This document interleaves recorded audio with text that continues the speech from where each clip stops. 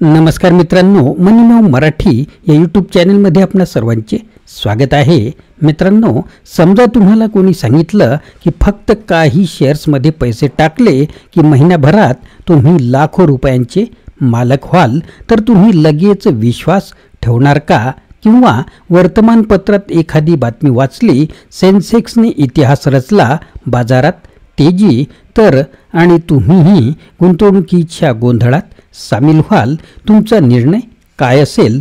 आज आपण पाहणार आहोत शेअर मार्केटच्या या अतिचंचल दुनियेचं धोकादायक वास्तव। श्रीमंतीचा देखावा दाखवून कसे लाखो लोक स्वतःच्या आयुष्याची बचत गमावतात, याचं अतिशय वास्तवदर्शी आणि थेट विश्लेषण दामदस्पट या ग्रंथातून गोपाळ गलगली यांनी केलेला आहे। मित्रांनो, आजच्या व्हिडिओत आपण काही महत्त्वाचे मुद्दे पाहणार आहोत, जसे की शेअर मार्केट म्हणजे उत्पन्नाचं खात्रीचं साधन नाही, तर तोटा होण्याची शक्यता जास्त असते।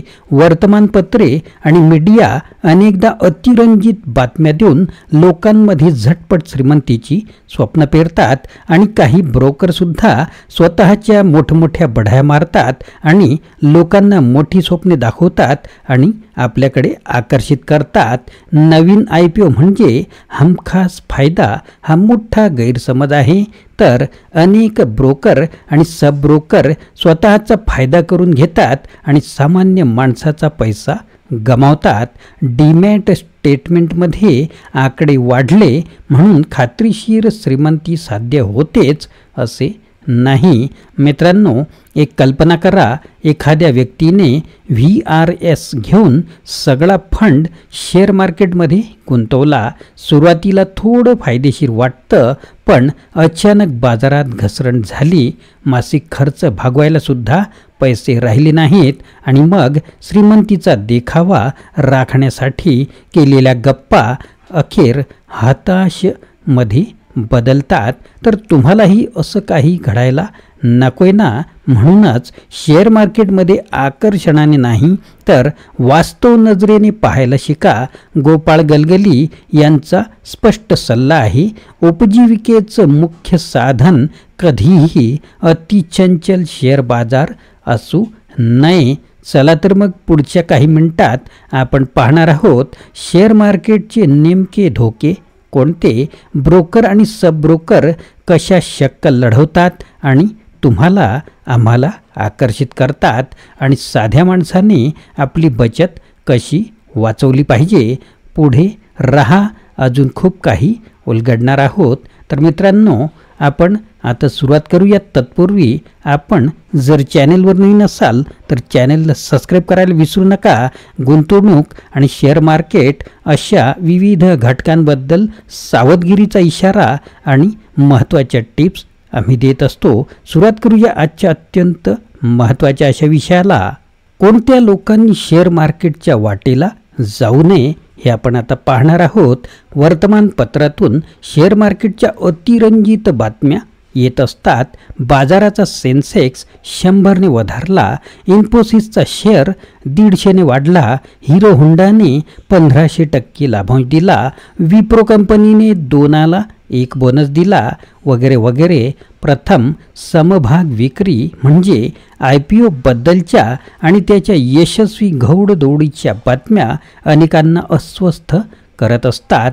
आपला शेजारी, आपला मित्र, आपल्या ऑफिसमधील सहकारी शेअर बाजारातून मिळवत असलेले आपण पाहत असतो। त्यांच्या घरी मोटरसायकलचे नवे नवे मॉडेल येते, क्वचित गाडी दारी डोलू लागते। राहते घर सोडून काही लोक उंच उंच इमल्यात राहायला जातात। तेथे क्लब हाऊस असतो, लेडीज क्लब असतो, जॉगिंग ट्रॅक असतो, स्विमिंग पूलसुद्धा असतो, बिलियर्ड्सचे टेबल असते, रमीचे डाव रंगात येत असतात, आणि हे सर्व त्यांच्या शेअर बाजारातील कमाईचे फळ आहे असे आपल्याला उगीचच वाटायला लागते। काही ब्रोकरसुद्धा अशा प्रकारचा देखावा, मोठमोठं ऑफिस, फर्निचर असा देखावा निर्माण करतात, तुम्हाला आकर्षित करतात। शेअर बाजार असा कोणाला थोडक्या वेळात लखपती करत नसतो। शेअर बाजाराच्या मोठ्या गप्पा मारणारे फक्त फायद्याच्या गोष्टी करत असतात, स्वतःचा मोठेपणा सांगत असतात, परंतु तोट्याच्या गोष्टी लपून ठेवतात.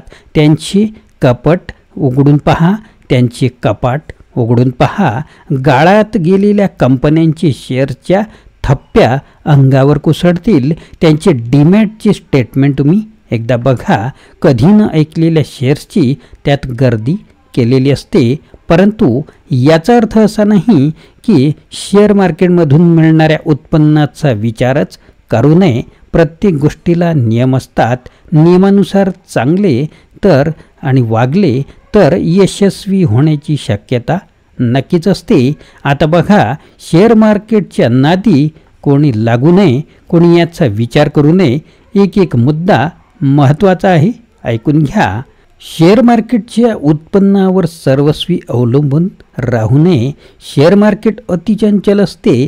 पैसे मिळतात तसे जातात सुद्धा. जायची शक्यता जास्त असते. म्हणून आपली उपजीविका शेअर उत्पन्नावर अवलंबून ठेवू नये.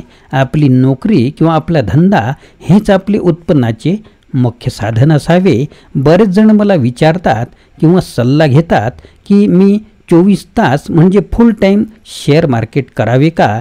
त्या मित्रांना माझा सल्ला एकच असतो की त्यांनी आपले जे मुख्य उत्पन्नाचे जे काही स्रोत आहे त्यावर कायम राहा आणि याला साईड बिझनेस म्हणूनच पाहिलं पाहिजे. त्यानंतर ज्यांना 2-4 वर्षात एखादा मोठा खर्च अपेक्षित आहे, जसे की मुलांचे कॉलेजचे शिक्षण, त्यांची फी, डोनेशन, हॉस्टेल फी, याची ज्यांना विवंचना आहे त्यांनी शेअर बाजारात पाऊल ठेवू नये. मुलींची लग्ने, त्यांचे शिक्षण यासारखी खर्चिक गोष्टी पुढे असताना आपली बचत शेअरमध्ये फायद्याच्या आशेने गुंतवू नये, असा परखड सल्ला लेखक आपल्याला देतात.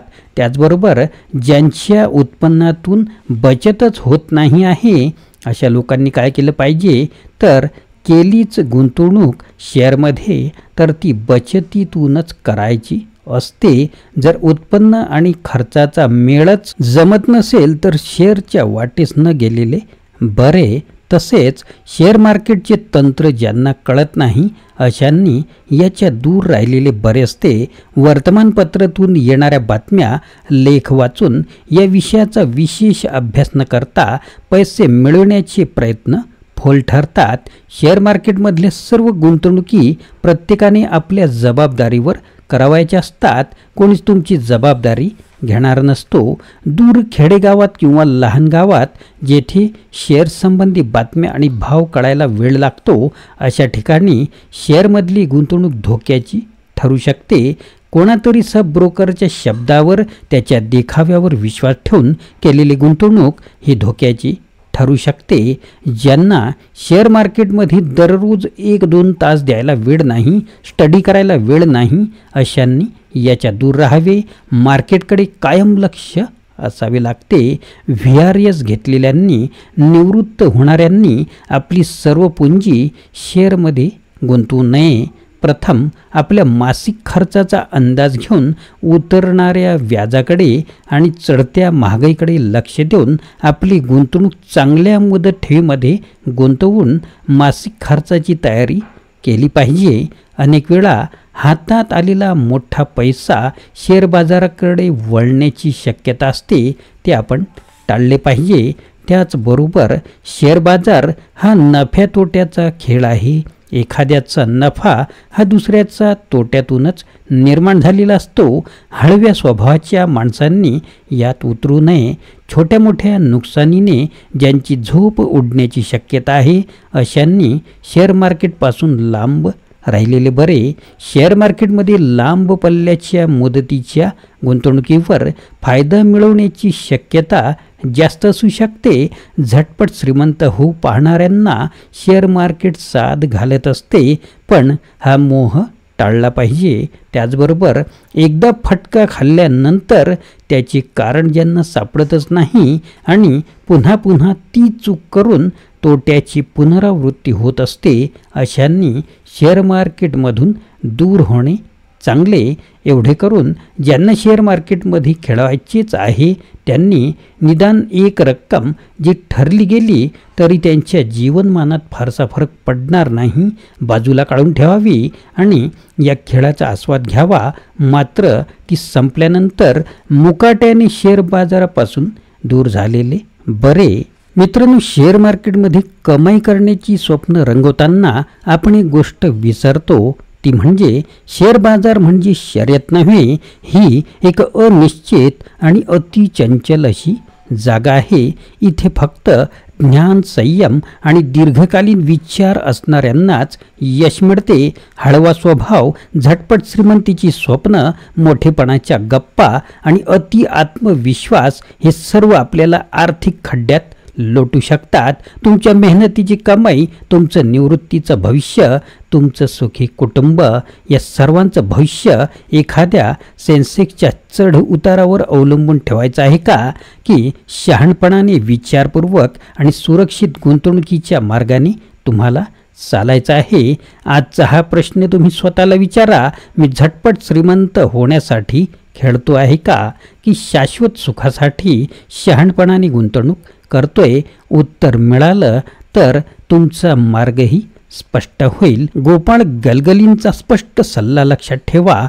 शेअर मार्केट हे उपजीविकेचं साधन नाही, ते फक्त आपल्या आर्थिक आराखड्याचा एक छोटा भाग असायला हवा. श्रीमंतीचा देखावा नको, सुरक्षित आणि समाधानी आयुष्य हवंय ना? तुम्हाला हा वास्तविक आणि उपयोगी संदेश आवडला असेल तर लाईक करा, शेअर करा आणि अशा शहाणपणाच्या विचारांसाठी चॅनेलला सबस्क्राईब करायला विसरू नका. आपण पुढच्या व्हिडिओत भेटूच. गुंतवणूक, शेअर मार्केट इत्यादी विषयी आपणास अधिक माहिती हवी असल्यास डिस्क्रिप्शन बॉक्समधील माहिती वाचून तुम्ही संपर्क करू शकता. पुन्हा भेटूया. धन्यवाद.